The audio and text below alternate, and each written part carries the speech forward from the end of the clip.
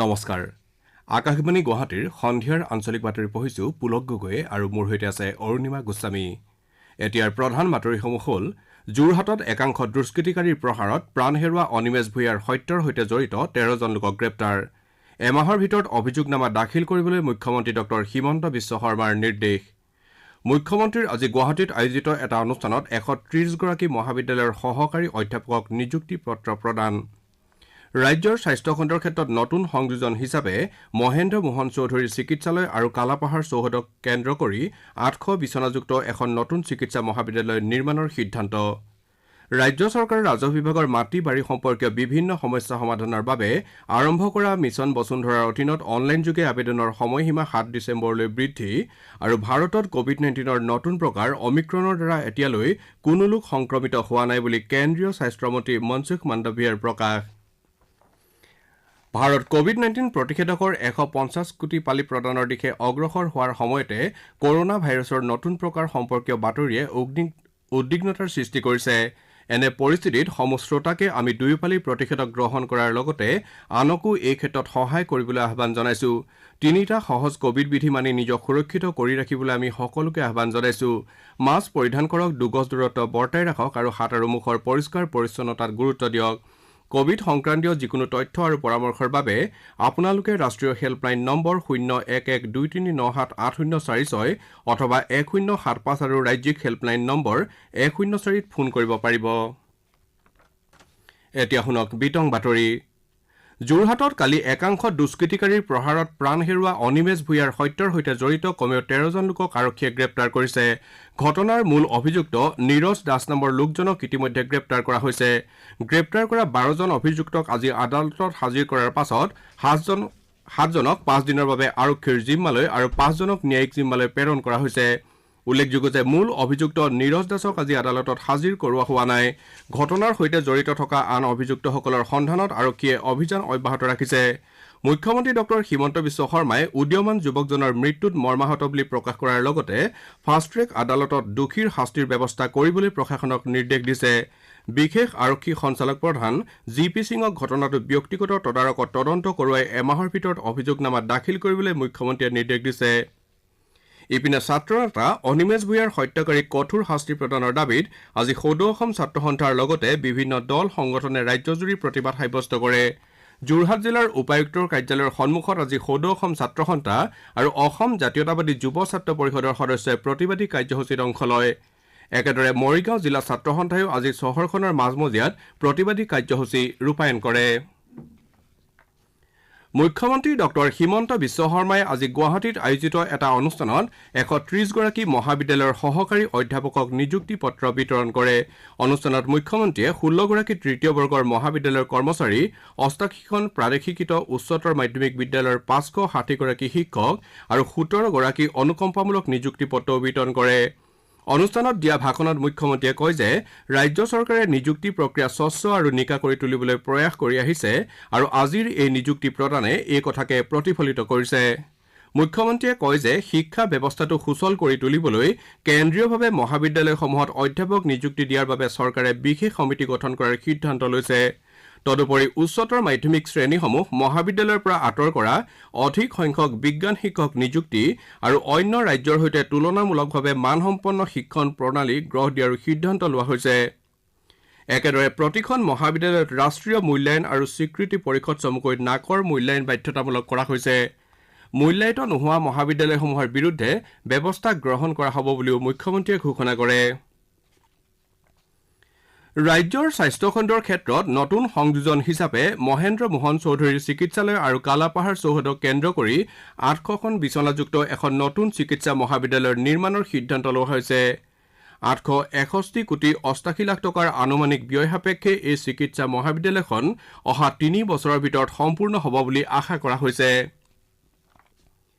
কৃষিমন্ত্ৰী অতুল বৰাই আজি কামৰূপ জিলাৰ উলনিত অত্যাধুনিক ধান চপোৱা যন্ত্ৰৰে পথাৰত শালি ধান চপায় পাছত সাংবাদিকৰ আগত শ্ৰী বৰাই কয় যে মুখ্যমন্ত্ৰী ডক্টৰ হিমন্ত বিশ্ব শৰ্মাৰ নেতৃত্বাধীন ৰাজ্য চৰকাৰে কৃষি যান্ত্ৰিকীকৰণৰ ওপৰত সৰ্বাধিক গুৰুত্ব আৰোপ কৰিছে তেওঁ কয় যে মুখ্যমন্ত্ৰী সমগ্ৰ গ্ৰাম্য যোজনাৰ অধীনত ৰাজ্যৰ প্ৰতিটো বিধানসভা সমষ্টিত 80% ৰাজসাহায্যৰে একোটা কৃষক গোটলৈ কম্বাইন হাৰ্ভেষ্টাৰ প্ৰদানৰ আঁচনি গ্ৰহণ কৰিছে উল্লেখযোগ্য যে এই যন্ত্ৰটোৰ ফলত অতি কম সময়ৰ ভিতৰতে কৃষকে ধান চপোৱাৰ ফলত বছৰটোত দুটাতকৈ বা অধিক খেতি কৰাৰ সুবিধা হ'ব। ইয়াৰ উপৰি মুখ্যমন্ত্ৰী সমগ্ৰ গ্ৰাম্য উন্নয়ন যোজনাৰ অধীনত প্ৰতিখন গাঁও পঞ্চায়তৰ একোজন নিৰ্বাচিত হিতাধিকাৰীলৈ 30% ৰাজসাহায্যৰে ক্ষুদ্ৰ ধান বনা কল আৰু প্ৰদান কৰা হ'ব। ইফালে পথাৰৰ উৎপাদিত শস্য বজাৰলৈ নিয়াৰ বাবে 1000খন মিনি ট্ৰাক বিতৰণ কৰা হ'ব। মুখ্যমন্ত্ৰী সমগ্ৰ গ্ৰাম্য উন্নয়ন যোজনাৰ অধীনত ৰাজ্যৰ নিৰ্বাচিত কৃষকলৈ 16,000তকৈও অধিক ট্ৰেক্টৰ বিতৰণ কৰাৰ লগতে 30,000ৰো অধিক পাৱাৰ টিলাৰ বিতৰণ কৰা হৈছে বুলি কৃষিমন্ত্ৰীগৰাকীয়ে জানিবলৈ দিয়ে। শোণিতপুৰ জিলা কৃষি বিভাগে জিলাখনৰ কৃষকসকলক উপকৃত কৰাৰ বাবে বিভাগৰ তৰফৰ পৰা অতি সোনকালে কৃষকসকলৰ উৎপাদিত ধান ক্ৰয় কৰাৰ ব্যৱস্থা কৰিব। কৃষি বিভাগে এখন জাননীযোগে এই কথা প্ৰকাশ কৰিছে। সেই অনুসৰি জিলাখনৰ মুঠ 3টা সংস্থাৰ দ্বাৰা কৃষকসকলৰ উৎপাদিত ধান ক্ৰয় কৰা হ'ব। ভাৰতীয় খাদ্য নিগম, অসম ৰাজ্যিক কৃষি বিপণন আৰু অসম খাদ্য আৰু অসামৰিক যোগান লিমিটেডে জিলাখনত স্থাপন কৰা তেওঁলোকৰ কেন্দ্ৰসমূহৰ জৰিয়তে খাৰিফ শস্য ক্ৰয় কৰাৰ ব্যৱস্থা কৰিব। ইতিমধ্যে বিভাগৰ তৰফৰ পৰা ধানৰ ন্যূনতম সমৰ্থন মূল্য প্ৰতি কুইণ্টলত 1,940 টকা ধাৰ্য কৰি দিয়া হৈছে। অসম মাইক্ৰ ফাইনেন্স উদগনি আৰু সকাহ আঁচনি 2021ৰ অধীনত আজি হাফলঙত ডিমা হাছাও জিলাৰ 66গৰাকী মাইক্ৰ ফাইনেন্সৰ ঋণ লোৱা মহিলাক উদগনিমূলক চেক প্ৰদান কৰা হয়। উত্তৰ কাছাৰ পাৰ্বত্য স্বায়ত্তশাসিত পৰিষদৰ মুখ্য কাৰ্যবাহী বিষয়া আৰু ডিমা হাছাও জিলাৰ উপায়ুক্তৰ উপস্থিতিত জিলা পুথিভঁৰাল প্ৰেক্ষাগৃহত আয়োজিত এখন সভাত হিতাধিকাৰীসকলক 25,000 টকাৰ চেক প্ৰদান কৰা হয়। উল্লেখযোগ্য যে যোৱা 28 অক্টোবৰত মুখ্যমন্ত্ৰী ডক্টৰ হিমন্ত বিশ্ব শৰ্মাই অসম মাইক্ৰ ফাইনেন্স উদগনি আৰু সকাহ আঁচনি 2021 তেজপুৰত মুকলি কৰিছিল। এই আঁচনিৰ অধীনত কালি মাজুলীত নিয়মীয়াকৈ ঋণৰ কিস্তি পৰিশোধ কৰা 533গৰাকী মাইক্ৰ ফাইনেন্সৰ ঋণ লোৱা মহিলাক উদগনিমূলক চেক প্ৰদান কৰা হয়। মুখ্যমন্ত্ৰীয়ে এই আঁচনিৰ ধন লাভৰ ক্ষেত্ৰত হিতাধিকাৰীসকলক দালালৰ কাষ নাচাপিবলৈ আহ্বান জনাইছে। স্বাস্থ্যমন্ত্ৰী কেশৱ মহন্তই আজি কলিয়াবৰত 5খন পানী যোগান আঁচনি মুকলি কৰে। জনসাধাৰণক নলেৰে পৰিষ্কাৰ খোৱা পানী যোগানৰ বাবে ৰূপায়িত হৈ থকা কেন্দ্ৰীয় চৰকাৰৰ জল জীৱন মিছনৰ অধীনত এই আঁচনিকেইখন মুকলি কৰা হৈছে। শ্ৰোতাসকলে বাতৰি শুনিছে আকাশবাণী গুৱাহাটী কেন্দ্ৰৰ পৰা। আপোনালোকে এই বাতৰি আমাৰ YouTube channel air news Guwahati আৰু নিউজ অন এয়াৰ এপ যোগেও শুনিব পাৰিব। এতিয়া পৰৱৰ্তী বাতৰি শুনক অৰুণিমা গোস্বামীৰ পৰা। ৰাজ্য চৰকাৰৰ ৰাজহ বিভাগে মাটি বাৰী সম্পৰ্কীয় বিভিন্ন সমস্যা সমাধানৰ বাবে আৰম্ভ কৰা মিছন বসুন্ধৰাৰ অধীনত অনলাইন আবেদনৰ সময়সীমা 7 ডিচেম্বৰলৈ বৃদ্ধি কৰিছে। ভূমি লেখা আৰু জৰীপ বিভাগৰ সঞ্চালক জি.ডি. ত্ৰিপাঠীয়ে আজি 6ষ্ঠ অনুসূচীৰ অন্তৰ্ভুক্ত জিলাকেইখনক বাদ দি প্ৰতিখন জিলাৰ উপায়ুক্ত আৰু মহকুমাধিপতিসকলক অহা 7 ডিচেম্বৰলৈ আঁচনিখনৰ অধীনত আবেদন গ্ৰহণ কৰাৰ সময়সীমা বৃদ্ধিৰ বিষয়ে অৱগত কৰে। অৱশ্যে অফলাইন আবেদন গ্ৰহণৰ সময় আজি উকলি গৈছে। উল্লেখযোগ্য যে মুখ্যমন্ত্ৰী ডক্টৰ হিমন্ত বিশ্ব শৰ্মাই যোৱা 2 অক্টোবৰত আৰম্ভ কৰা মিছন বসুন্ধৰাৰ অধীনত এতিয়ালৈকে 4,49,000তকৈ অধিক লোকে আবেদন কৰিছে। ইয়াৰে 36,000তকৈ অধিক আবেদন ইতিমধ্যে নিষ্পত্তি কৰা হৈছে। সামগ্ৰিকভাৱে এই ক্ষেত্ৰত 17% অগ্ৰগতি লাভ কৰা হৈছে। এই অভিযানৰ জৰিয়তে ভূমি সংক্ৰান্তীয় দীৰ্ঘদিনীয়া সমস্যা সমাধানৰ বাবে 9টা পদক্ষেপ গ্ৰহণ কৰা হৈছে। এই পদক্ষেপসমূহৰ ভিতৰত উত্তৰাধিকাৰী সূত্ৰে নামজাৰি, দলিল সূত্ৰে নামজাৰি, বিবাদমুক্ত বাটোৱাৰা, একচনীয়া পট্টাৰ ম্যাদী পট্টাকৰণ, মাটিৰ শ্ৰেণীৰ পৰিৱৰ্তন, ৰাজহ নথিৰ পৰা দখল অথবা স্বত্ববিহীন নাম পট্টাকৰণ, আবণ্টিত মাটিৰ ম্যাদী পট্টাকৰণ, ভূমি নথিৰ সংশোধনী আৰু ভূমি নথিত পট্টাদাৰৰ মোবাইল নম্বৰ অন্তৰ্ভুক্তিকৰণৰো ব্যৱস্থা কৰা হৈছে। ৰাজহ আৰু দুৰ্যোগ ব্যৱস্থাপনা বিভাগৰ অধীনত ৰূপায়িত হৈ থকা এই অভিযানৰ বাবে জনসাধাৰণে বসুন্ধৰা পৰ্টেলৰ জৰিয়তে আবেদন কৰিব পাৰে। এই অভিযানৰ জৰিয়তে ভূমিহীন খিলঞ্জীয়া লোকক ভূমি অধিকাৰ প্ৰদানৰ বাবে অনাজৰীপ গাঁৱৰ জৰীপ ব্যৱস্থা কৰাৰ লগতে জৰীপকৃত গাঁৱৰ পুনৰ জৰীপৰ দ্বাৰা ভূমি সম্পৰ্কীয় বিবাদ দূৰীকৰণৰ পথ প্ৰশস্ত হ'ব। জনসাধাৰণে বিতং তথ্যৰ বাবে basundhara.assam.gov.in ত যোগাযোগ কৰিব পাৰিব। অহা বছৰৰ 10 মেৰ পূৰ্বে চৰকাৰে এই আবেদনসমূহত উল্লেখিত সমস্যাসমূহ সমাধান কৰিব। ভাৰতত কোভিড-19ৰ নতুন প্ৰকাৰ অমিক্ৰণৰ দ্বাৰা এতিয়ালৈ কোনো লোক সংক্ৰমিত হোৱা নাই বুলি কেন্দ্ৰীয় স্বাস্থ্যমন্ত্ৰী মনসুখ মণ্ডাভিয়াই প্ৰকাশ কৰিছে। আজি ৰাজ্যসভাত এটা প্ৰশ্নৰ উত্তৰত মন্ত্ৰীগৰাকীয়ে কয় যে বিশ্বৰ 14খন ৰাষ্ট্ৰত অমিক্ৰণৰ সংক্ৰমণ ঘটাৰ তথ্য পোৱা গৈছে যদিও ভাৰতৰ কোনো ঠাইতে কোনো লোক এই নতুন ভাইৰাছৰ দ্বাৰা সংক্ৰমিত হোৱা নাই। তেওঁ কয় যে অন্য ৰাষ্ট্ৰত এই নতুন প্ৰকাৰৰ ভাইৰাছৰ প্ৰাদুৰ্ভাৱ ঘটাৰ প্ৰতি লক্ষ্য ৰাখি দেশৰ বিমান বন্দৰসমূহতো নিৰীক্ষণ ব্যৱস্থা কটকটীয়া কৰি তোলাৰ বাবে ইতিমধ্যে নিৰ্দেশনা জাৰি কৰা হৈছে। যিকোনো পৰিস্থিতিৰে মোকাবিলা কৰিব পৰাকৈ দেশৰ স্বাস্থ্য আন্তঃগাঁথনি সাজু কৰি ৰখা হৈছে বুলিও মন্ত্ৰীগৰাকীয়ে কয়। তেওঁ কয় যে ভাৰতত কোভিড পৰিস্থিতি নিয়ন্ত্ৰণাধীন হৈছে যদিও এতিয়াও সংক্ৰমণ সম্পূৰ্ণৰূপে ৰোধ কৰিব পৰা হোৱা নাই। সেয়েহে জনসাধাৰণক কোভিড সম্পৰ্কীয় সঠিক আচৰণ অৱলম্বন কৰিবলৈ মন্ত্ৰীগৰাকীয়ে আহ্বান জনাইছে। ৰাজ্যখনৰ ১০০% যোগ্য লোকক কোভিড প্ৰতিষেধক প্ৰদানৰ লক্ষ্যৰে আৰম্ভ কৰা হৰ ঘৰ দস্তক অভিযানৰ দ্বিতীয় দিনৰ কাৰ্যসূচী সম্পূৰ্ণ হৈছে। এই অভিযানৰ অধীনত ৰাজ্যখনৰ ২৮,০০০ৰো অধিক ভোটগ্ৰহণ কেন্দ্ৰৰ অধীনৰ পৰিয়ালসমূহৰ জৰীপ কৰি প্ৰতিষেধক গ্ৰহণ কৰাটো প্ৰত্যাহিত কৰাৰ লগতে যোগ্য ব্যক্তিক অহা ৫ ডিচেম্বৰৰ ভিতৰত ঠাইতে প্ৰতিষেধক প্ৰদানৰো দিহা কৰা হৈছে।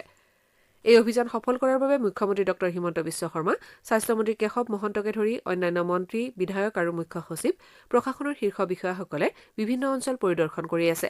আজি বনমন্ত্ৰী পৰিমল শুক্লবৈদ্যই শিলচৰত জনসাধাৰণৰ ঘৰে ঘৰে গৈ কোভিডৰ প্ৰতিষেধক লোৱাৰ বাবে উৎসাহিত কৰে। অভিযান সফল কৰাৰ বাবে স্বাস্থ্য বিভাগৰ লগতে অন্যান্য বিভাগৰ ১ লাখতকৈ অধিক চৰকাৰী কৰ্মচাৰী নিয়োগ কৰা হৈছে। আজাদী কা অমৃত মহোৎসৱৰ সৈতে সংগতি ৰাখি কেন্দ্ৰীয় শক্তি মন্ত্ৰালয়ৰ অধীনৰ ৰাজহুৱা আন্তঃগাঁথনি বিত্তীয় কোম্পানী গ্ৰাম্য বৈদ্যুতিকীকৰণ নিগমে আজি কামৰূপ জিলাৰ সোণাপুৰত বিজুলী উৎসৱৰ আয়োজন কৰে। এই উপলক্ষে সোণাপুৰ আৰু সমীপৱৰ্তী কেইবাখনো গাঁৱত বিদ্যুতৰ ব্যৱহাৰ সম্পৰ্কে সজাগতা সৃষ্টি কৰিবলৈ কাৰ্যসূচী গ্ৰহণ কৰা হয়। স্থানীয় ৰাইজে অংশ লোৱা এই অনুষ্ঠানৰ সৈতে সংগতি ৰাখি প্ৰতিযোগিতা আৰু সাংস্কৃতিক কাৰ্যসূচীও গ্ৰহণ কৰা হয়। অসম আৰক্ষীৰ দুৰ্নীতি নিবাৰক শাখাই গাঁওবুঢ়া পদত নিয়োগৰ ক্ষেত্ৰত হোৱা অনিয়মৰ গোচৰত দক্ষিণ শালমাৰাৰ তদানীন্তন অতিৰিক্ত উপায়ুক্ত চাইবৰ ৰহমানৰ বিৰুদ্ধে অভিযোগনামা দাখিল কৰিছে। উল্লেখযোগ্য যে অভিযুক্ত চাইবৰ ৰহমানে যোৱা ১০ অক্টোবৰত আদালতৰ ওচৰত আত্মসমৰ্পণ কৰিছে। কোভিড পৰিস্থিতিৰ মাজতে কাইলৈৰ পৰা নাগালেণ্ডৰ ঐতিহ্য গাঁও কিছামাত হৰ্ণবিল মহোৎসৱ অনুষ্ঠিত হ'ব।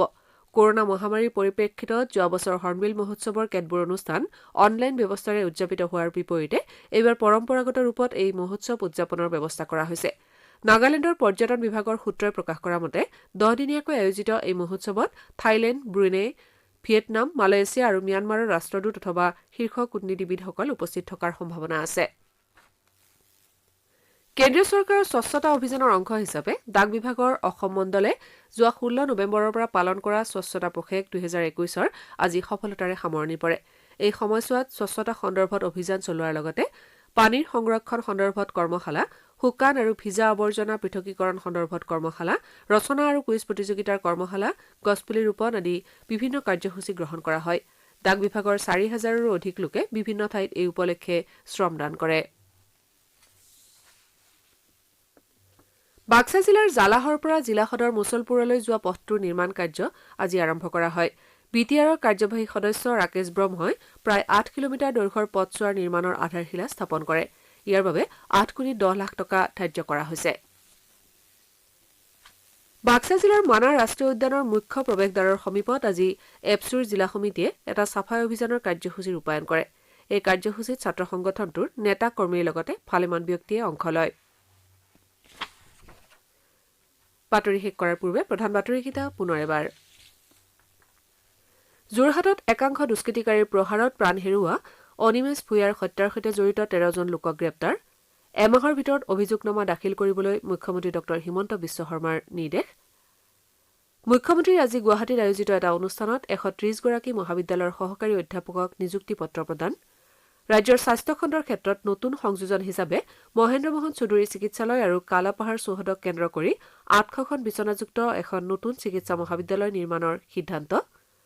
ৰাজ্য চৰকাৰৰ ৰাজহ বিভাগৰ মাটি বাৰী সম্পৰ্কীয় বিভিন্ন সমস্যা সমাধানৰ বাবে আৰম্ভ কৰা মিছন বসুন্ধৰাৰ অধীনত অনলাইন আবেদনৰ সময়সীমা 7 ডিচেম্বৰলৈ বৃদ্ধি। আৰু ভাৰতত কোভিড-19ৰ নতুন প্ৰকাৰ অমিক্ৰণৰ দ্বাৰা এতিয়ালৈ কোনো লোক সংক্ৰমিত হোৱা নাই বুলি কেন্দ্ৰীয় স্বাস্থ্যমন্ত্ৰী মনসুখ মণ্ডাভিয়াৰ প্ৰকাশ। এতিয়াৰ আঞ্চলিক বাতৰি ইমানতে অন্ত পৰিল।